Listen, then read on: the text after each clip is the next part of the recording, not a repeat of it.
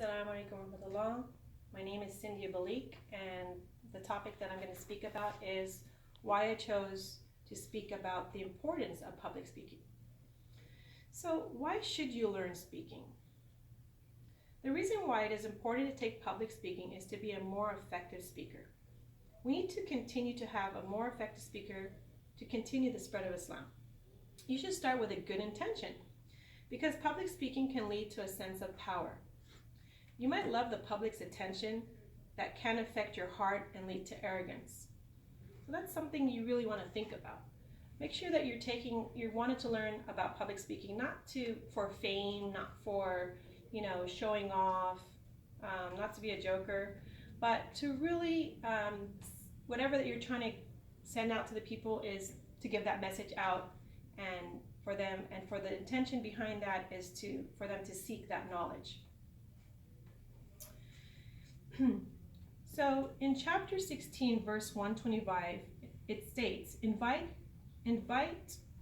to the way of the Lord with wisdom and good instruction. Not everyone is born with this natural ability to speak to the public without being nervous. So don't let fear control you. It requires three things: knowledge, skills, and practice. So let's talk about knowledge. What kind of knowledge are we talking about here in public speaking? So first of all, you need to know the knowledge, basically the knowledge to inform about the subject matter. So whatever you want to speak about, make sure that you're very knowledgeable about that topic. Also, the knowledge of the speaking techniques. Also, it is much easier to speak if you thoroughly know the subject matter and are skilled in speaking techniques. So those things are very important in the knowledge, to understand the subject, to have knowledge of the subject, and also there are actually speaking techniques. So if you learn that knowledge of speaking, then you should be a better speaker. So lack of knowledge can result in anxiety and embarrassment. So, usually it's not to use. Is there what you can possibly think? So mainly the reason why is probably you're not used to speaking, so that's why you may have fear. A speaker who has insufficient knowledge does not know what he or she is talking about and does not know how to make effective presentations. So remember that. I didn't check it out yet, but I heard that Toastmaster is a good place to learn speaking. My professor, Sheikh Mustafa Omar, he recommended it.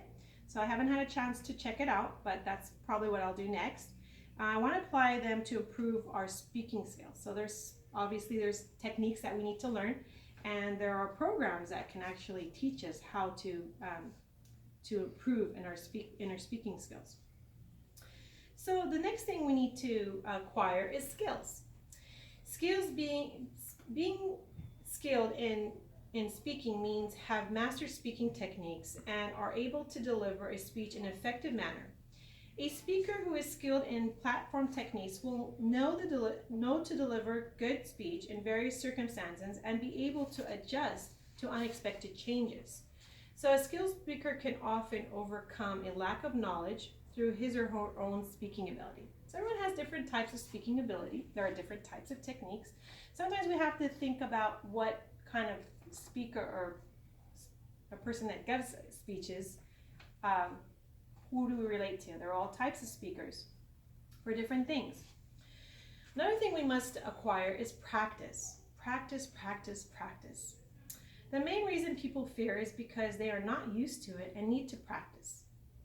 It's never too old to learn a new trick, as they say. Our teacher, Sheikh Mustafa, told us that we need to practice about 3 to 5 hours every single day. Wow. To achieve that accomplishment, so in anything you have to do, you have to practice. So statistics also show that 80 to 90% of people are afraid of public speaking. So I'm probably within that percentage. Although people think I can speak, it's not an easy thing to do. We have great examples in the past, present, and future. In the past, we have the Prophet, peace be upon him. He was a great speaker. He knew how to speak to the people. He knew how to convey the message. He was able to give it an exact amount of length and precise, and the people understood.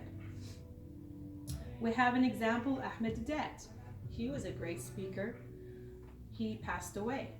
But if you look at his videos, you see how he conveyed the spread of the message to the people, and it transformed them, they understood it, and the message that he tried to deliver was received. We have public speakers of today like Dalia Mujahid. She's a great role model to me. I've actually been to some of her lectures and just thinking, wow, she's a great speaker, and I'd like to be like her in her form and manner. So these are examples of past, present, and future speakers that we can go back to as role models and take their experience, learn from them, listen to them, and practice. We need more for the future generations to come. So it's very important that when we're looking into this specific course, that our intention, that we have a good intention, that we're trying to learn something to benefit others. So in conclusions, we have examples of great speakers in the past, present, and future. The importance of public speaking in the future should continue. Not only just to continue, but we don't want to just continue for just giving out information that's not necessary. We want information that's valuable to people, that will help them in their life. Spreading the message of Islam. I want to focus on the success of speaking in order to deliver the message. I want people to benefit from my message, the message of the past. We are all messengers of messengers. Like the Prophet, peace be upon him, his speech was concise, yet had a lot of meaning. It was neither too lengthy nor too short. Thank you for listening, and we hope you liked and learned the reason and importance of public speaking.